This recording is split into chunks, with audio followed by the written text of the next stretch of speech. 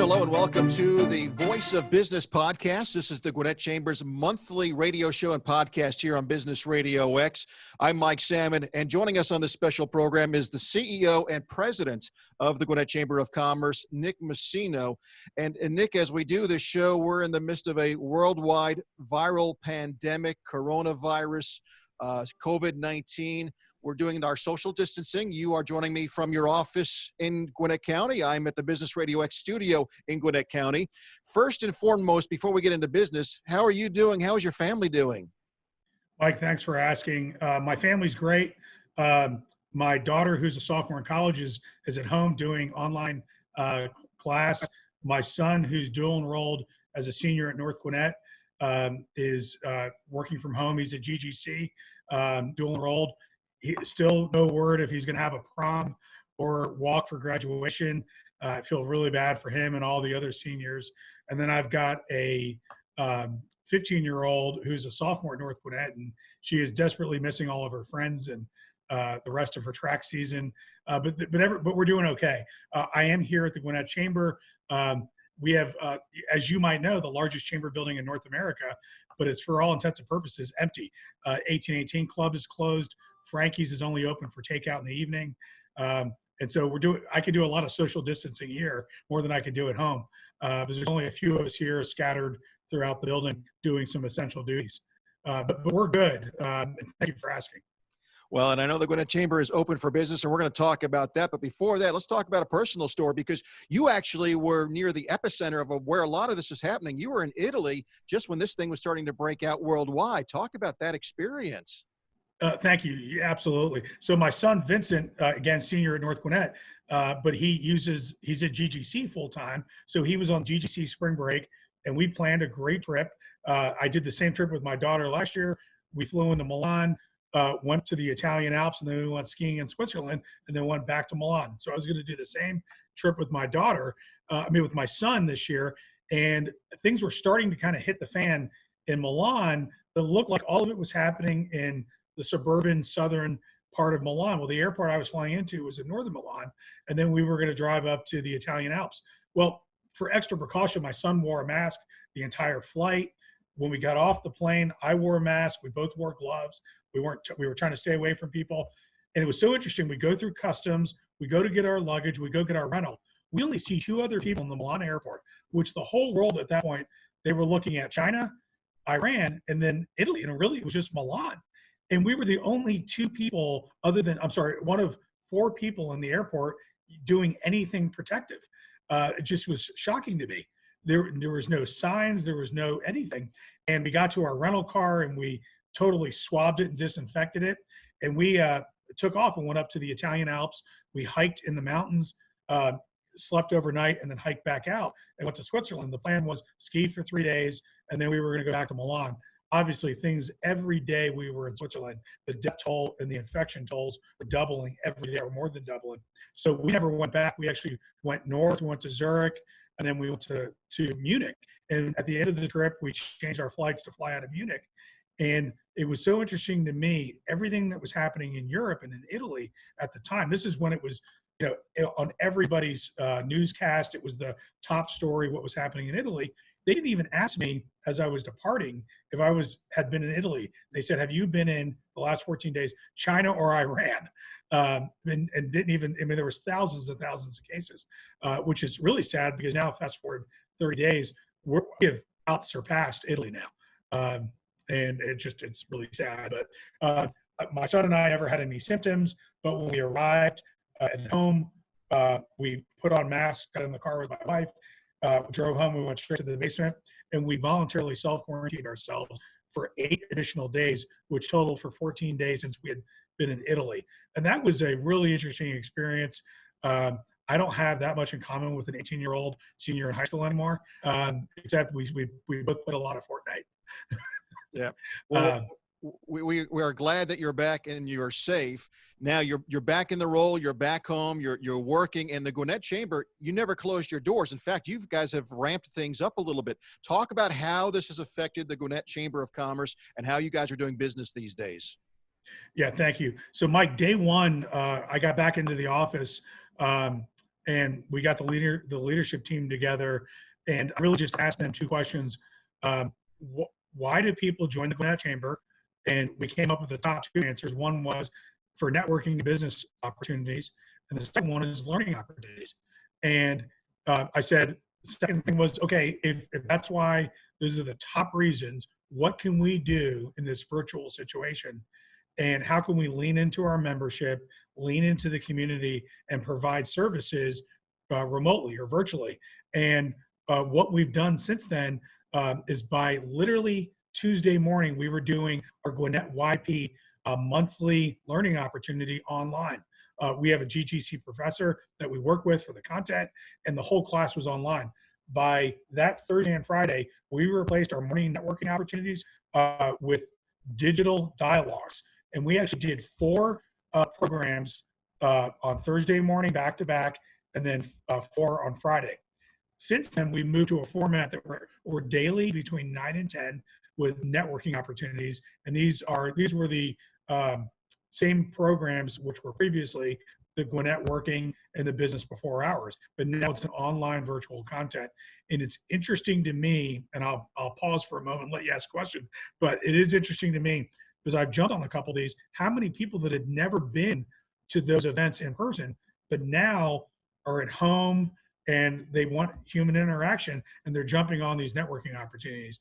And the feedback that we've received, Callie and Sarah that run those programs, has just been so positive that people they need the opportunity to connect. And you guys didn't wait a while. You didn't wait weeks to see how things were going to play out. You moved fairly quickly, and I understand you are getting some accolades from other chambers around the country about how quickly, and they took notice how quickly you were able to adapt a lot of programs and provide value to your members. Yes, absolutely. And I'll specifically point out the learning opportunities that have been put together, crisis communication, how to work remotely. We've got these back-to-back programs. This week we have for our HR professionals, we have a virtual call with the Commissioner of Labor, Mark Butler. And then on Wednesday, our monthly On Topic, we're obviously not getting together for a monthly luncheon. We've got the national, state, and local perspective in response to COVID-19. And we've got Congressman Rob Woodall, Lieutenant Governor Duncan, and our very own Chair Charlotte Nash. And the word got out that, it's really shocking to me. The senior leadership team, myself, were receiving emails and calls from our peers in the region. And then that quickly spread within a couple of days from people from literally every time zone in the United States saying, what are you doing? How are you doing? Can we sit on your calls? We've had dozens of other chambers and associations join our calls just to see what we're doing.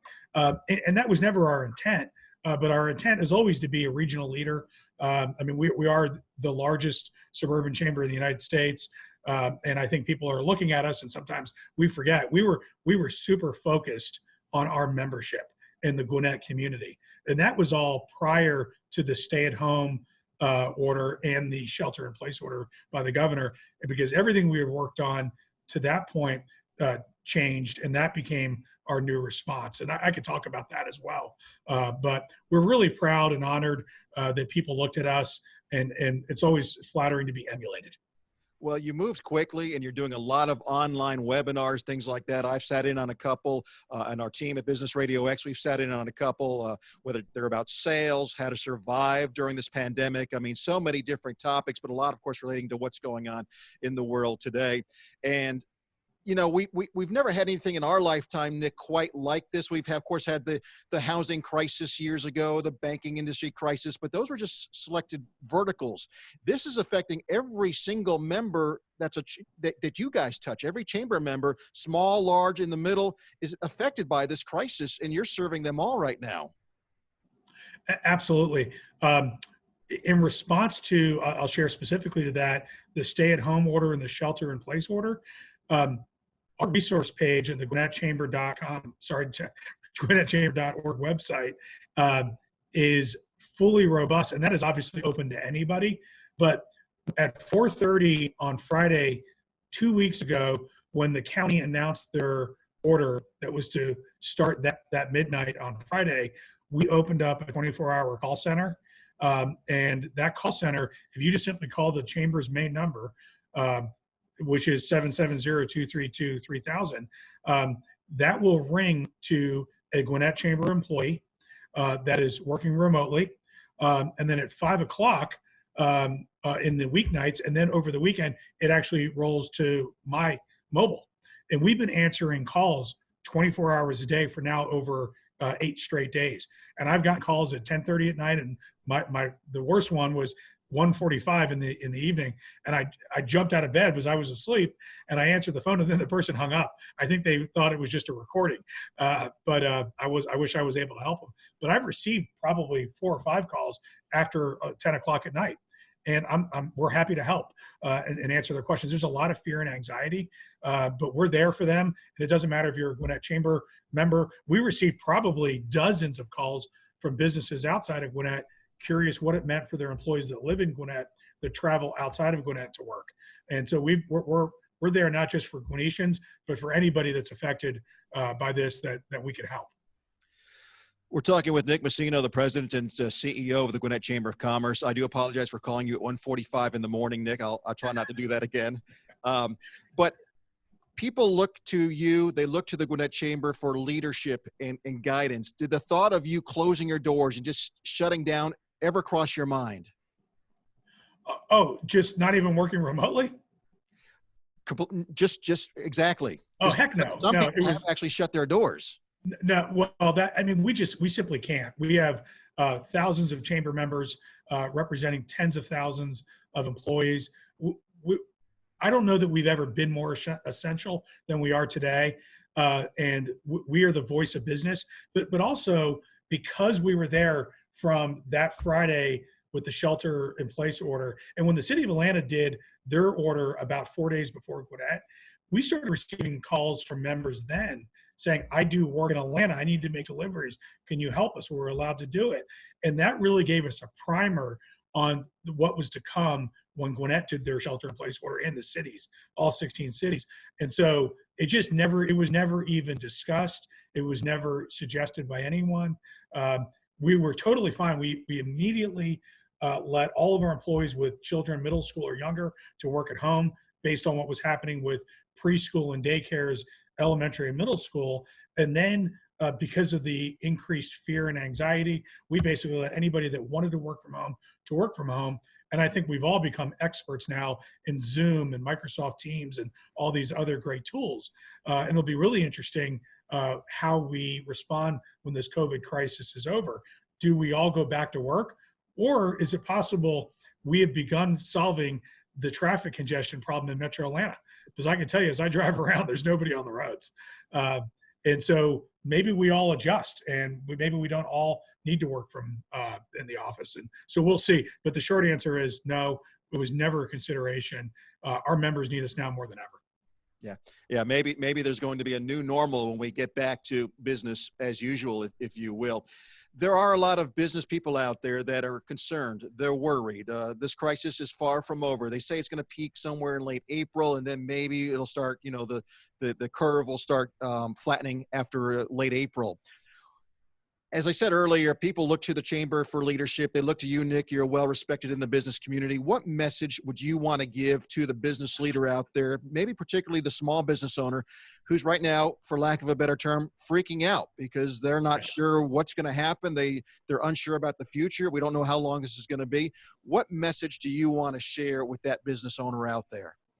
Sure, absolutely. Thank you. I mean, first of all, the chamber, our business is your business to any business leader, large or small, and we're here. We are asking our members to take a business survey and let us know specifically what they can help with. We're reviewing those results every 2 days, and thank goodness our members are completing those on a regular basis, and they keep flowing in.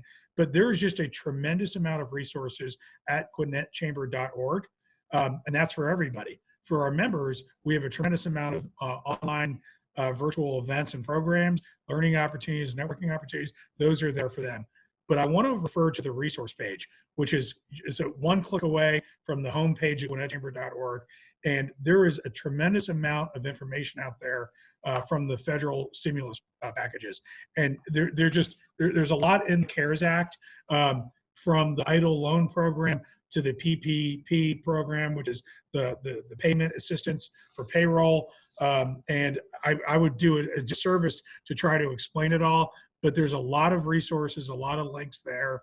And obviously at the Gwinnett Chamber membership page, where you can go through between CPAs and our banks and our lending institutions, we have a lot of members that are there for you now. To be able to get some of this assistance, you have to go through a bank, and many banks are just trying to deal with their existing customers. So what we've recommended to people, if you feel like that one of these assistance programs through the loans is a possibility for you, it's never a better time to have a relationship with your banker. And if they have many of them have SBA relationships, those are the ones that you want to contact and connect with today in regards to these loans. And right now it's apply as quickly as possible so you can get in line as quick as possible. And the assistance that's out there is tremendous. It seemed as though we had support from both the Republicans and Democrats on that, which is great. It seems like there's a lot of rhetoric you hear, but they came together for both the 1, 2, and 3 adjustments on that in Congress. They suspended their brakes, and I couldn't be prouder of them for actually putting down their differences. Of course, they're still squawking on both sides, but they got together and they got stuff done, which is fantastic. So my hat's off to them for doing that. All right, we want to remind everybody, too, about the Gwinnett Chamber's website, gwinnettchamber.org, for all the programs you guys are doing and the links to everything else that's out there. And Nick, as we start to wrap up the program here, the podcast, you took over as the president and CEO of the Gwinnett Chamber of Commerce about a year ago, and I'm sure you knew you'd have a lot of challenges taking over this position, but in your wildest dream, did you ever think there would be a worldwide viral pandemic that you would have to lead your staff and all these businesses through? Absolutely not. But I can tell you I've leaned on an experience that I'll share with you and the listeners. I was blessed to be elected the mayor of the city of Suwanee when I was 28 years old. And when I took office, I turned 29. And so I took office in 2000. And as we all can remember, and I know you do, definitely the people that are my age and your age and above, I was mayor when 9/11 happened. And that was a really tough experience to lead our community, my community at the time, through that. But those lessons and that, we were at war. And I remember specifically the next weekend was Suwanee Day, and we had a parade, and I had a lot of outcrying that we should not gather at that time and that maybe we'd become a target. And again, we didn't know, and we know it's always easy to be the Monday morning quarterback, but I got a lot of pressure to not do it. But we actually made the decision quickly, and we leaned into it to do it. And it was the most emotional gathering of people I'd ever seen. I'd never seen more American flags. There wasn't a dry eye along the parade route because people needed each other. They had canceled college football, for God's sake, which is a travesty in the United States. But we were there for our community, and I knew at that time that making a decisive decision quickly and sticking by it and not challenging it and getting on the same page was important. And I used those same experiences with the leadership team here at the Chamber. We made decisions. We put in our concerns. We gathered around a decision, and we moved forward, and we led our teams. And so I'd never imagined we'd be dealing with this, but I had some experience to lean on, which I think was crucial in how quickly we responded.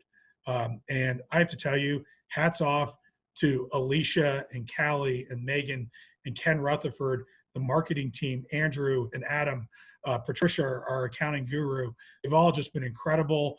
They've been here. We've been socially distancing, but we're here working for the community and obviously our members.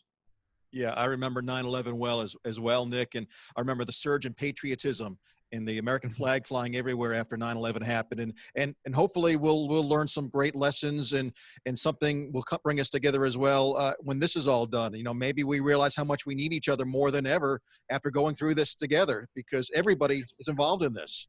So it touches everybody. It's scary. Yeah, give me one last locker room speech, Nick, to help me not jump off the cliff and feel good about things and our future. Well, first of all, our federal government has really put stimulus package together like we've never seen. They came together, and if they can come together, we can all come together. I mean, if you just think of the rhetoric that we've listened to for years now, they put it, I mean, of course, there was some rhetoric still while it was happening, but they were able to come to an agreement. And so I think there's something there. If they can do it, we can do it. But this is a really resilient community in Gwinnett and the Metro Atlanta region. I take great pride in our local governments. Gwinnett County and the 16 municipalities came together on a stay-at-home order that was almost exactly the same. That it created no confusion for our businesses. They responded quickly. They showed great leadership, and I really appreciate it. I appreciate all of our citizens that are advising and adhering to. We have a fire ban right now. We cannot be wasting the first responders' time with things like simple brush fires. And so I think our citizens are responding appropriately, and we need our businesses to have hope. We need the citizens to do takeout where it's possible, try to do business locally as much as possible. But we're going to respond as a community, and there are people that will not survive this. Their business, I mean specifically, their businesses will not survive, but we need to be there for them. Please check out our resource page. It is absolutely necessary that people take advantage of everything that's out there. It's just imperative that they apply, and they apply early. If they need something within our best of helping, we'll try our best to try to resolve things and get the right information to anybody that needs it or the resources. All right, and it's worth repeating again that the Chamber website, gwinnettchamber.org. And I want to remind our listeners that this program is available 24/7. Anytime you want to check it out, go to businessradiox.com, select the Gwinnett Studio, and click on the Voice of Business podcast. This is the monthly podcast and radio show of the Gwinnett Chamber of Commerce. It's also available on your favorite podcast apps, iTunes, iHeartRadio. So check it out. You can check it out anytime you need. People have a lot of time these days, so we hope you'll check out a lot of the former Chamber shows as well that are out there and available. Nick, we appreciate your time today. We appreciate your leadership during this crisis. Keep up the great work at the Gwinnett Chamber, and thank you again for your time today, and please stay safe. Thank you. You too, to you and your family. All right, Nick Masino, the CEO, President of the Gwinnett Chamber of Commerce. We appreciate our listeners and our viewers to this video as well. Thank you for joining us here on the Voice of Business podcast on Business Radio X.